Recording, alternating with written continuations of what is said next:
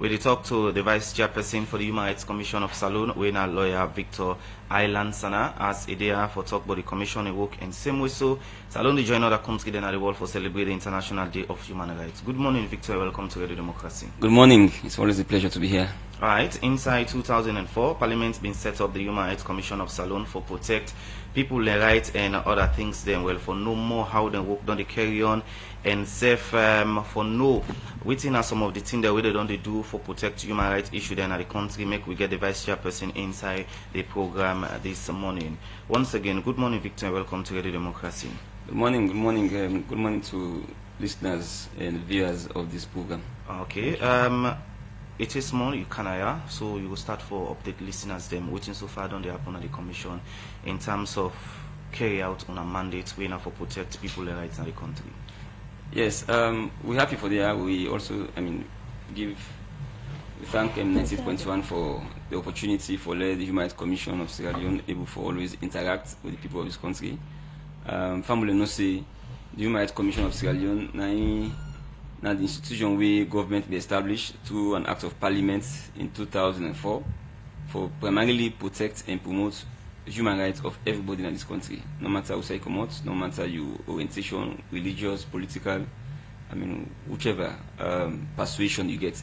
So now the commission they for make sure say they provide redress mechanism if any public servant or public officer trample upon your rights. It is the work of the commission. So we get different offices across the country. We get in Freetown, we get the headquarters na Tower Hill. We get also a complaint office within 4th Street. Then in the regions we get na McKinney, we get na Pudloko, we get na Kenema, we get na Bo.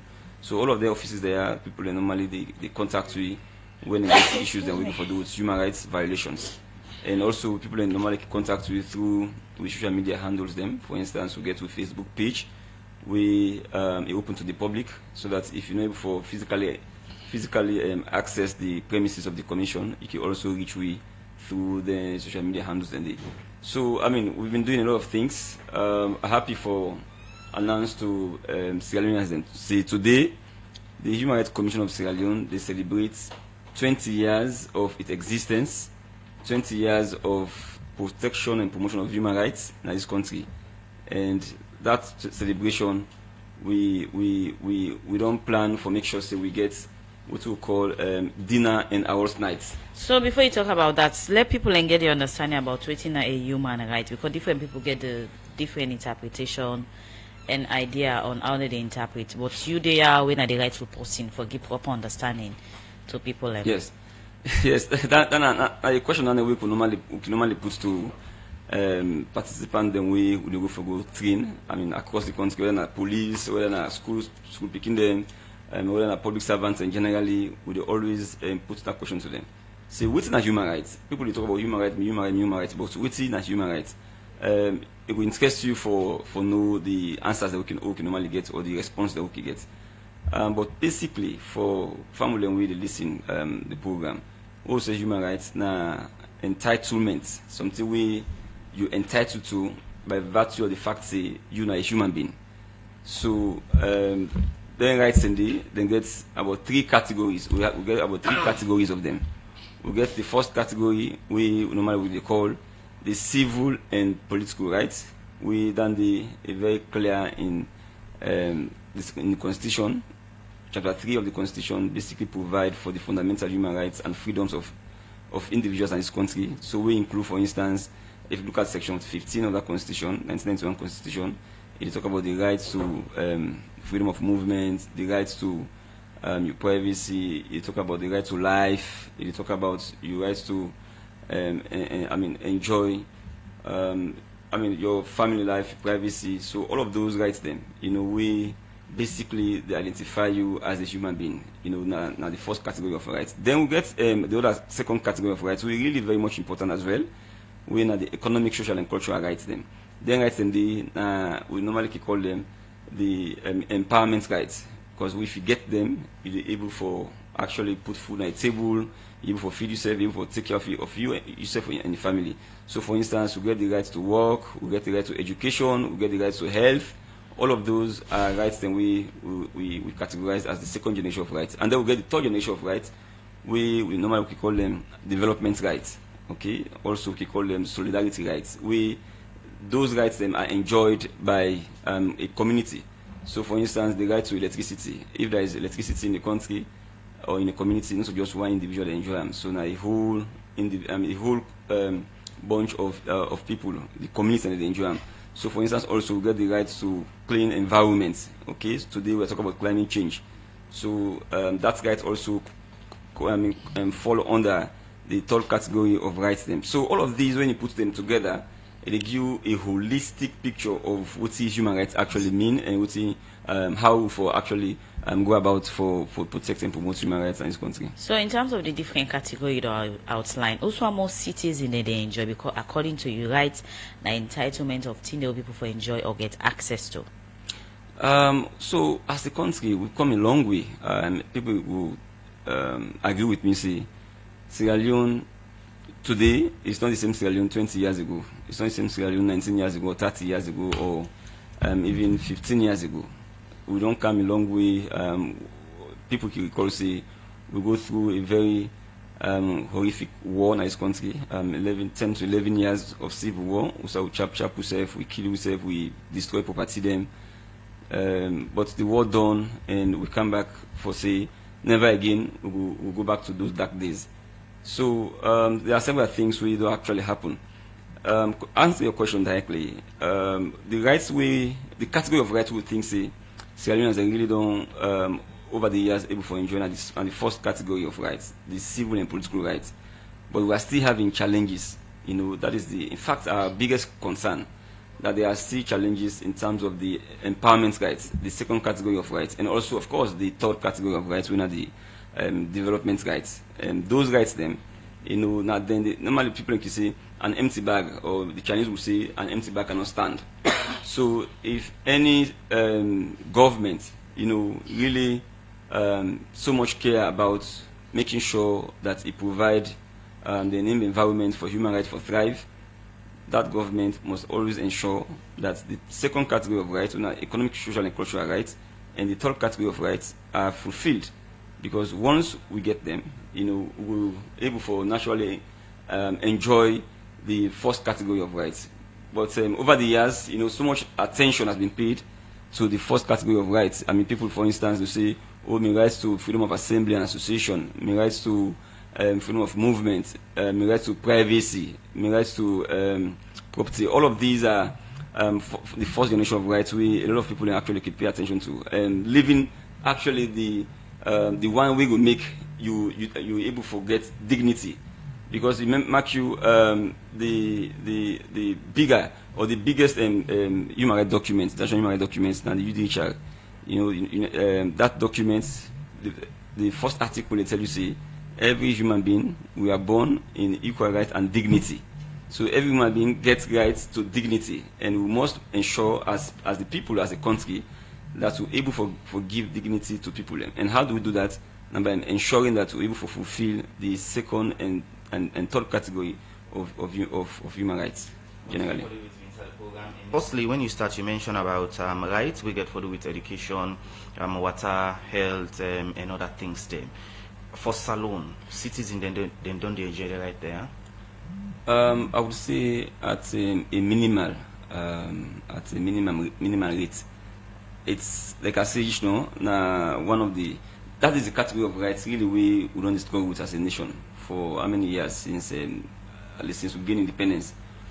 I remember how many years. Today is my birthday, by the way, and I remember that when I was young, we took butter water from one point to the other to Usawode, and today, over almost 45 years, it's just the same. Nothing has changed. So it tells you that we have been struggling with making sure that we fulfill that second category of rights. We don't come a long way in terms of the right to education, for instance. We don't see visible and practical steps that we governments don't take for make sure they provide the right to education to Sierra Leoneans then. But when you talk about the right to water, health, these are challenging issues. They are very, very challenging. And we need to make sure as a country we invest so much more in their rights in it, because at the end of the day, they really get to do with the human being in survival. You know, you get to do with the human being, whether it could for live long or whether it could live without the hassle in this. So governments get for continue for make sure they invest so much in health and make sure they continue for invest in the right to water. Mark, I remember, I think we were there when we do a report across Freetown, just Freetown, a pilot survey we do for look at the water situation. This was like 2 years ago. We launched that report there. And what we get from the field really be very, very much discouraging. We get instances that we say, beginning to go for go to school, for go land. Teachers they pull in a school, they go outside for go get water. This is in this city. Not to talk about the regions or the provinces. This is inside the city. They pull in a class, they say, no, go get water on account time. Otherwise, on our way, one for use water, no go for get water. So girl picking them within a school, of course, at the school, and they always get challenges in terms of how they take care of themselves while they're in a school. We get instances that also now communities them who say girl picking them, they go impregnate them because of water. So they will not even study. So you see how that affects other rights them. So all of these rights, they are really interrelated and interconnected. So if you can get water, middle of the night, you get for stay longer without studying, it means you get for affect in performance in school. Right. And at the end of the day also, we see some of them they fall in the hands of bad boys, you know, they impregnate them just like that. So you see that we are really, really struggling as a country, and we need for make sure we do much more for we improve on them right here. All right, Victor, outside the problem they will make over 50 years, Salone still the struggle for some of them basic tier we other country them don't forget sport. Okay, so the problem really lie with both parties in terms of both parties. I mean with government, successive governments, and with the ordinary citizen. We get for as a country or as a people, we get for decide how we want for be like. I know, I mean, Sierra Leone, as I say, we want to be like Singapore, we want to be like UK or USA, but then we are not doing the things that Singapore did for make the rich like this, or what UK do for make the rich like this, or what America do for make the rich like this. So the responsibility, we get two categories of this responsibility. We get government, we then get duty, they get obligation. They get both international obligation and national obligation. Under international obligation or under international law, governments they across the world, in this case we own governments them, then get the international obligation for protect human rights, for fulfill human rights, and for respect human rights. Inside the Constitution, if you look at Section 5 and subsection 2, paragraph B, it tells you see the welfare and the security of the people of this country rest on the shoulders of government. So this now constitutional obligation we the Constitution put on government for make sure the welfare is catered for. But then on the other end, I mean, we get the people of these countries, ordinary Sierra Leoneans, we also get their own duty. If you look at the Constitution as well, Section 13, it says duties of a citizen. So every citizen in this country, it no matter whether the pockets we get, it say you get obligation. For instance, number one, for be patriotic. So that if you are a student, okay, let's say you go to school, government provide bus services for they take you from one place to the other. You go to the bus, you try for misuse the bus so that the bus don't go last for long. Then it becomes the problem. It means the government will go for spend much more for they get for upkeep them bus than they, or I mean government will spend more later on for get replacement of those buses. Or if you get school materials, government will give you school materials, textbooks as the case may be.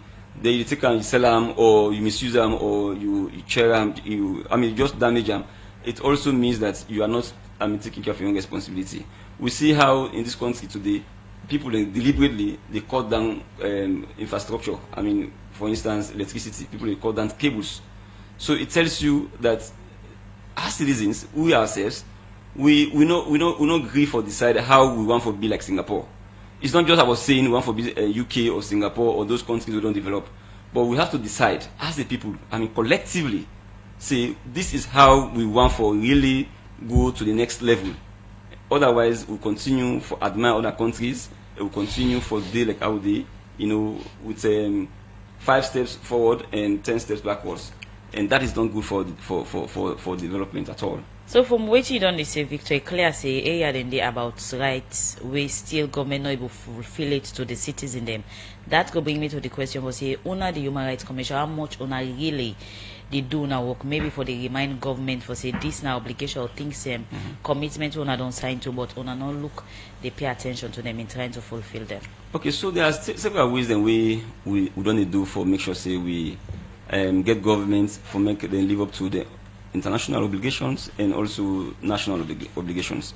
So on a daily basis, by the way, we get the complaints directorates where they receive complaints from citizens across the country.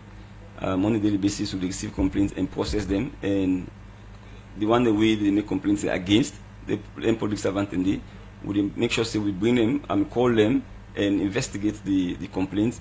And at the end of the day, we make sure say we're able to solve the issue at hand. And when human rights violations become what we call systemic, like it don't take over time, it is still continuing for repeating itself, we can do what we call public inquiry.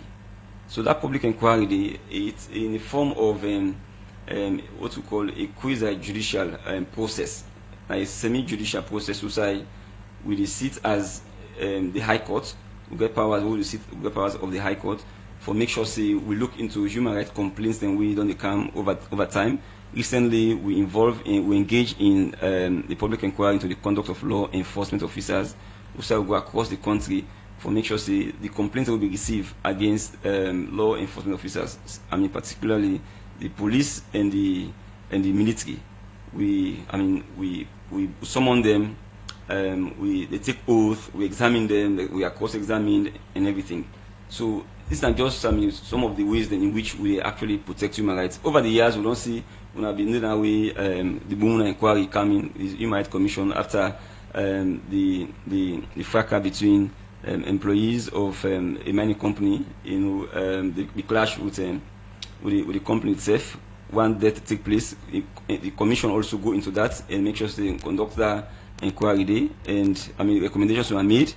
Also, we see another time, I think it was in 2011, we say over 300 Suyamandem that were dismissed from the force, and they were taxed with different names. Names that we really not be human rights friendly. They say retarded.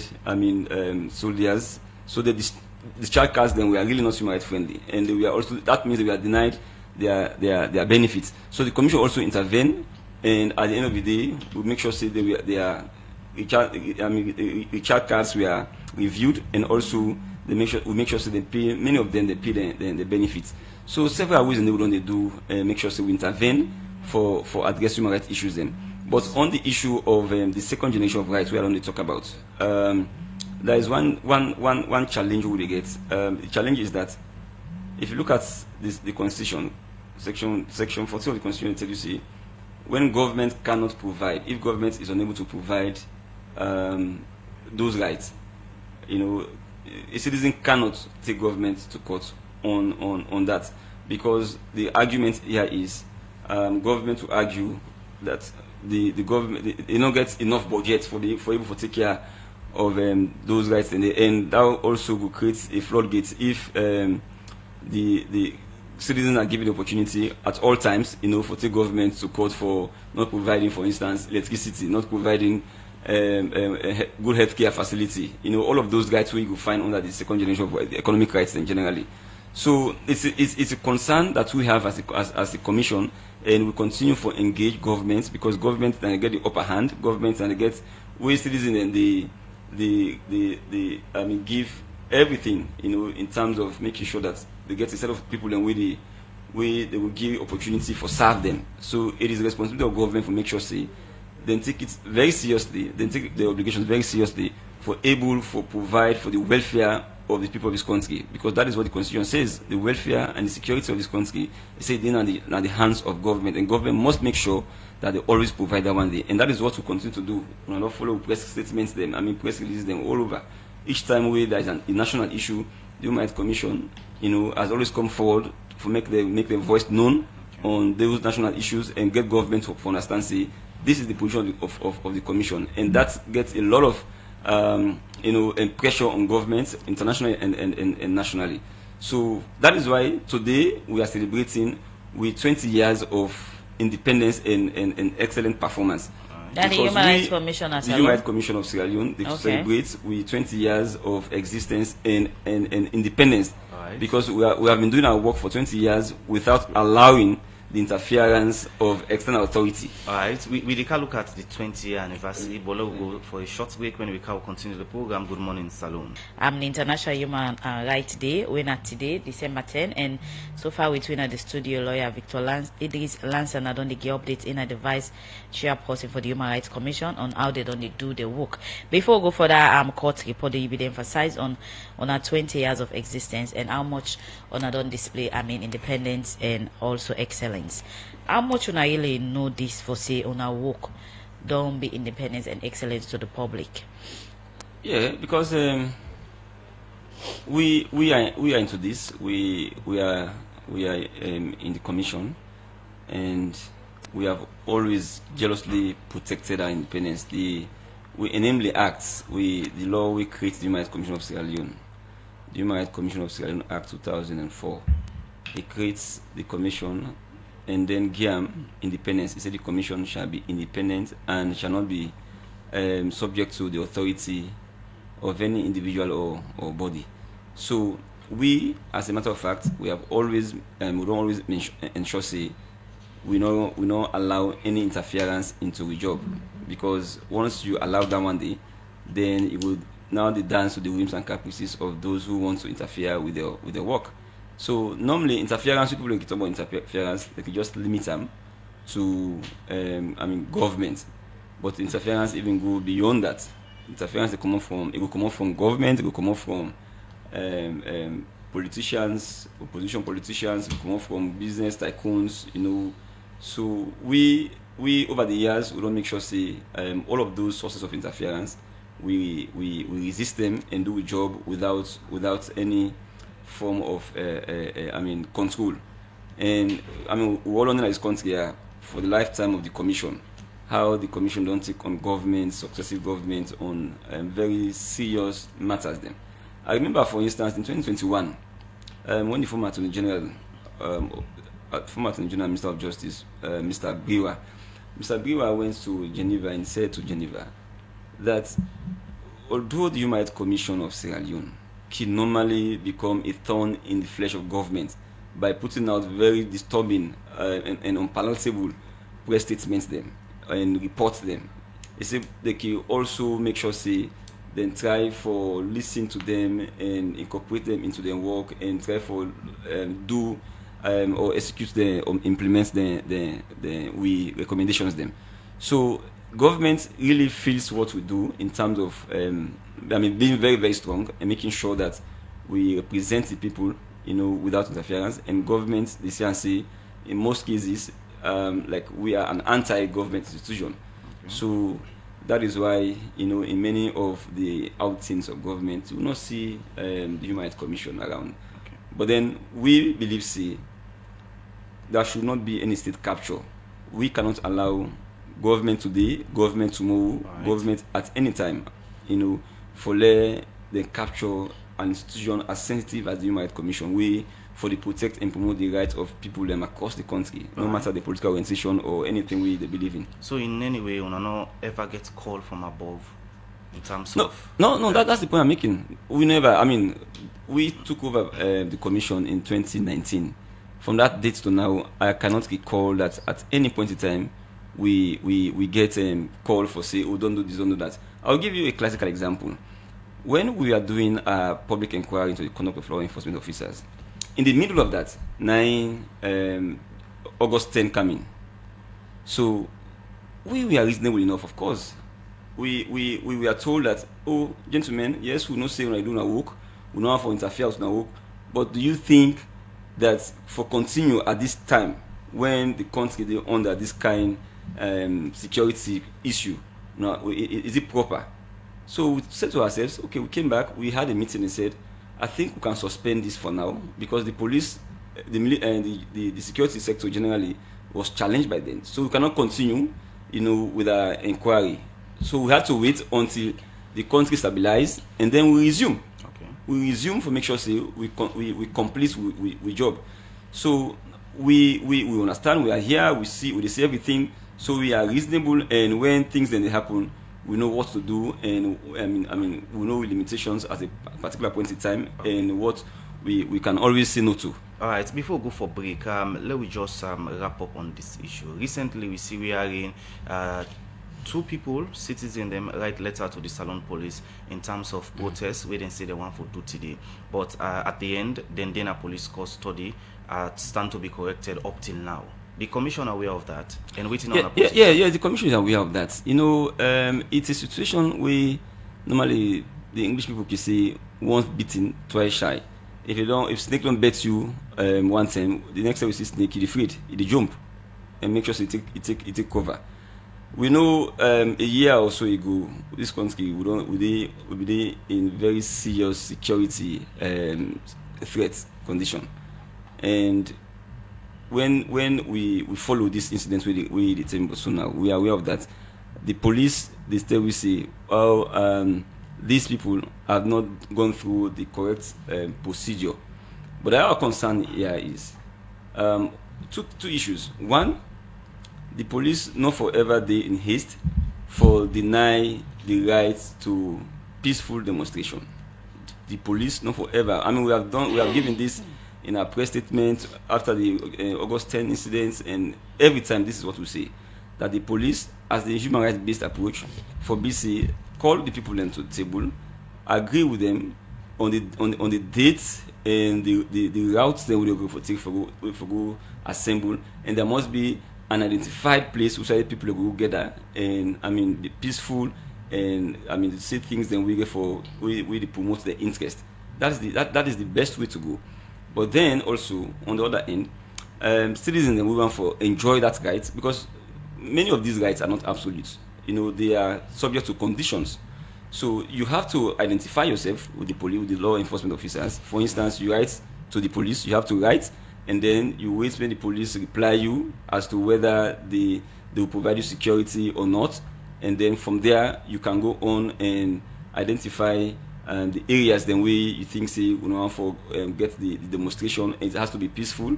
Okay. Because when we look at the laws, by the way, there is nothing like protest. Even the Constitution, Section 26, does not talk about protest. Now, peaceful assembly. Okay. Peaceful assembly. So both parties, those who want to enjoy that right to demonstration, to freedom of assembly and association, must identify themselves. They must follow the due process. Right. The Constitution itself, when you look at subsection 26 of the Constitution, it creates exceptions who say that particular rights can be limited. Okay. So we are saying the police, and as a matter of fact, for conclude on this incident, the police only get the right for keep people in detention for a period of 3 days. When you go for do with what you call misdemeanors, minor offences. When you go for do with major offences, okay, felony or all of you, the police can only keep people in detention for a period of 10 days whilst they do the investigations. Okay. That is what the Constitution provides, Section 17.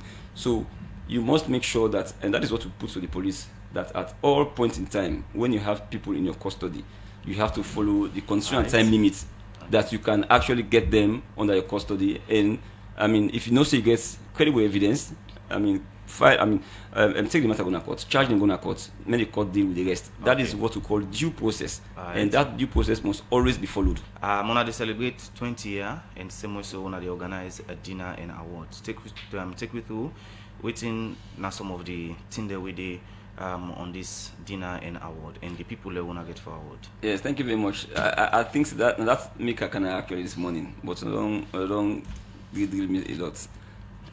It's acceptable. Basically, the Human Rights Commission of Sierra Leone celebrates 20 years of independence and excellent performance. Mark you, the Human Rights Commission has been assessed and graded on 3 different occasions by the United Nations through an accredited body we call GANRI, the Global Alliance for National Human Rights Institutions. In 2011, 2016, and 2023, the Commission agreed them and assessed them as a grade A national human rights institution.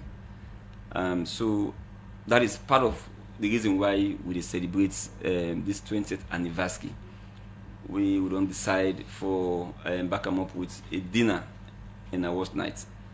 So first of all, today we're going to get a press statement, a press conference. Now we at our office. Also, we invite pressmen them for come and listen to the special message from the chairperson of the Human Rights Commission of Sierra Leone. And then in the evening, the dinner will start at 7 o'clock. We'll get a red carpet welcome. We'll get the military band. We will also in attendance. We'll invite several stakeholders them. So we give awards them to people and we deserve those awards.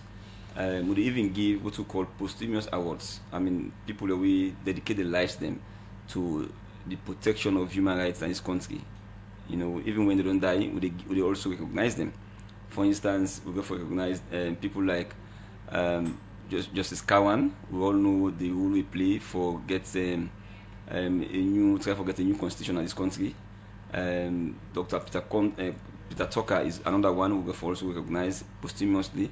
We also go for recognize the former Vice President Samuel Ikuma Bewan.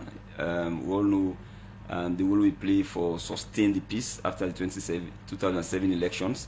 The President Kaba himself, you know, we in fact now signed into law the Human Rights Commission of Sierra Leone Act, and all of the things that we all know what Kaba do for make sure say end the war and get the country stable. So these are people that we, even though they are no longer alive, but we still recognize them who couldn't do when they be there alive. Several other people will be honored tonight. I'll also go and even call others them, including the sitting president, Julius Mandabio. We don't pass several human rights friendly laws them. I mean, if I say I recall all of them, we know community. So we have to recognize them for what they have done. We have to recognize the First Lady as well.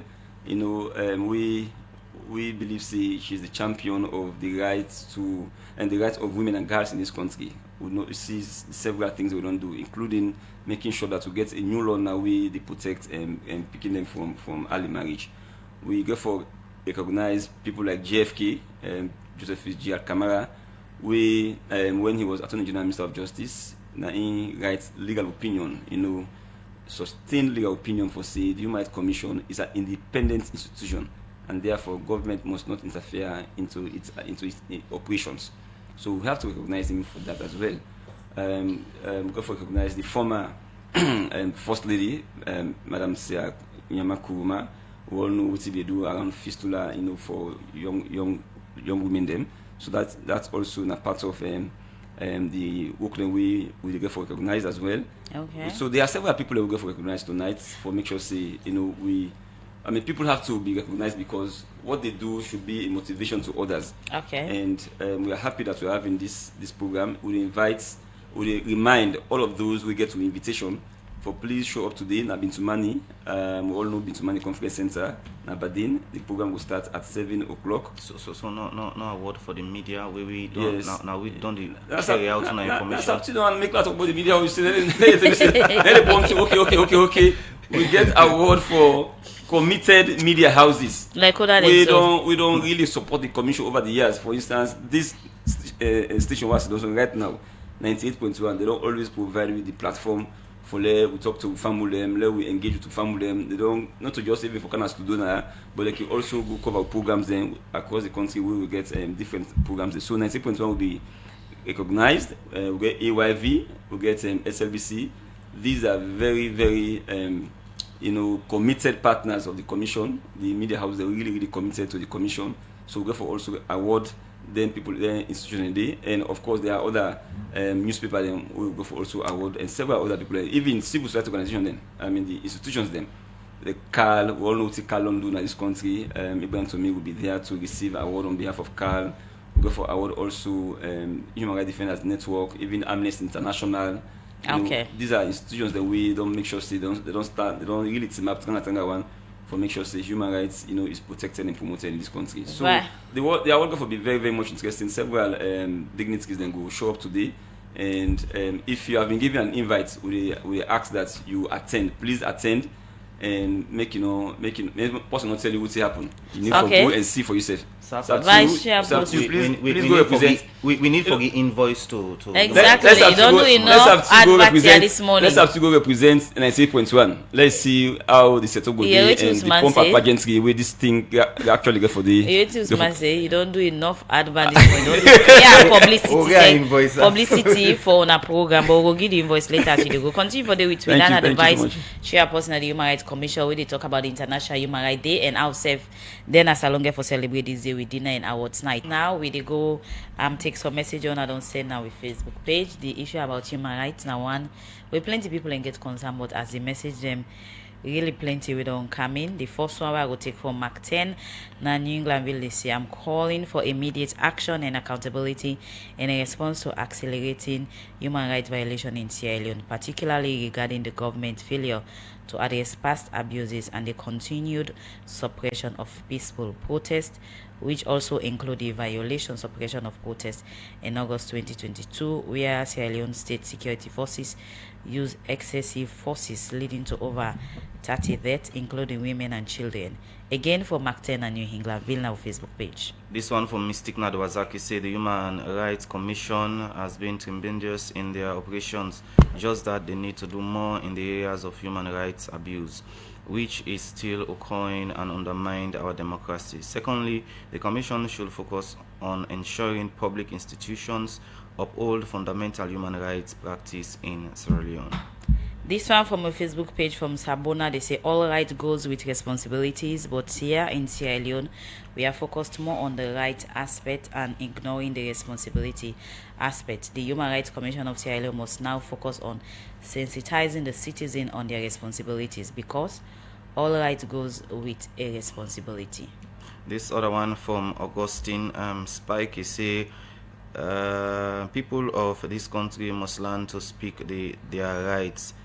Learn to speak the right thing to the public, because after elections, if you have any doubt about the election, you should go to court. But in our case, we see politicians refuse to do so, but they are around lying to their supporters.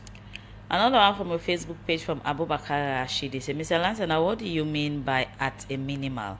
We are for over 63 years of independence. This right continue to be a challenge. This one way I could take from Emmanuel is say, Mr. Human Rights Commission, what's your position on the recent arrest of 2 civil society?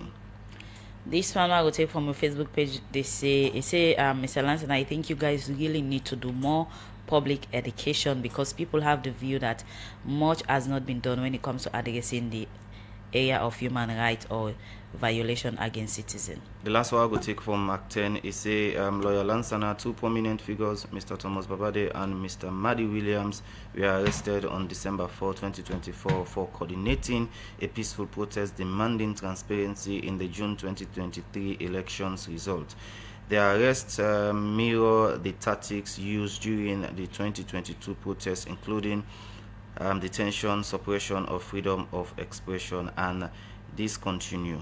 What's the position of the Commission?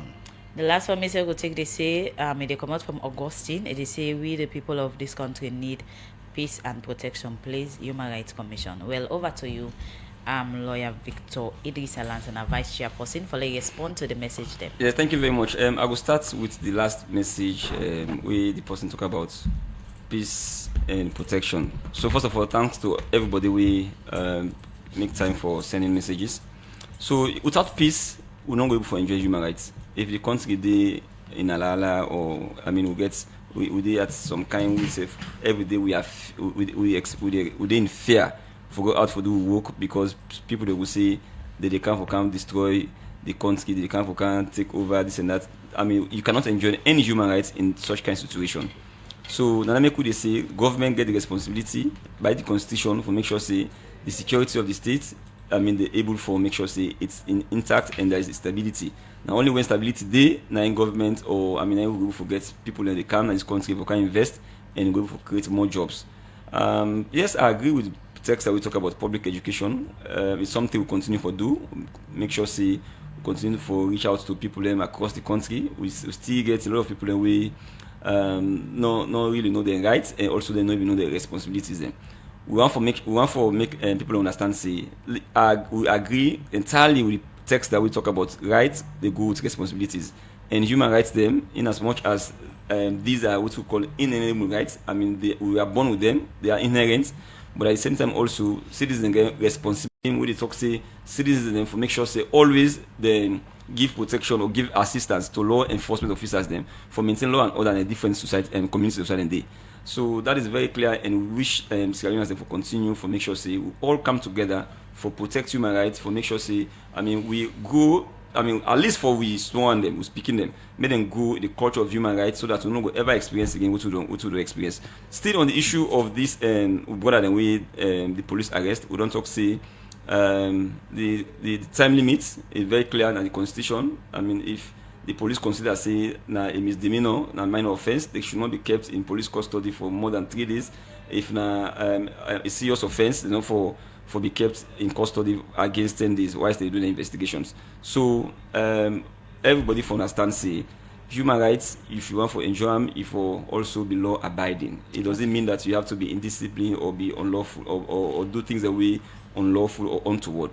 We as a country, we must agree for make we develop a country. It's the responsibility of government now for take the lead, and of course of citizens and for make sure say we always do what is right. We always aspire for the bigger picture so that at the end of the day we get a culture, we get a society, we respect human rights, we imbibe the culture of human rights so that we all will live in a very stable and human rights friendly environment. Okay. Well, I have got the cutting of the program. Good morning, Salon. We come to you live from Radio Democracy 98.1 FM, and we want to say plenty thank you to Victor Idris Alansana Esquire. We come inside the program this morning as Salon join other countries in the world for celebrate the International Day of Human Rights, and same way to talk about the dinner and awards. We go happen today in Abintumani, but we want to say, and I don't know how we celebrate the birthday, sir. Happy birthday. Please meet me in Abintumani. Let's celebrate the birthday. 7 o'clock. It's up Alright. to you. Please come, please. Okay, thank you.